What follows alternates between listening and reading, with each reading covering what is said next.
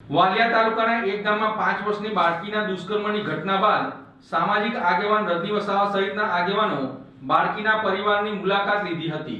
વાલિયા તાલુકાના એક ગામમાં 5 વર્ષીય બાળકીને ચોકલેટ અને પડીકાની લાલચ આપી ગામની સીમમાં લઈ જઈ બળાત્કાર ગુજાર્યો હતો। આ ઘટનાને પગલે વાલિયા પોલીસે ગણતરીના કલાકોમાં નરાધમ રાજુ ગામિતને ઝડપી પાડ્યો હતો અને રીકન્સ્ટ્રક્શન કરી વધુ તપાસ હાથ ધરી છે।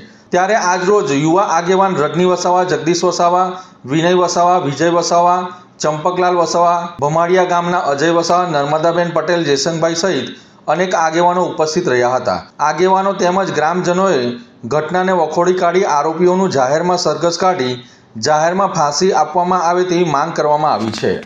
મારી છોકરી સાથે બલાત્કાર થયો છે તો એ માણસને પોલીસવાળા કાલે લઈને આવ્યા તો એ લોકોએ કંઈ માર તુફાન બી નહીં કર્યો એને શાંતિથી લાવી ને ફરીને લઈ જ ગયા કે અમારી દેખતા બી ને એવું નહીં ટ્રીટમેન્ટ કરી કે આવું તેવું શાંતિથી લાવીને લઈને જતા રહ્યા। તો અમારી એક જ માંગ છે કે એને ફાંસી આપો।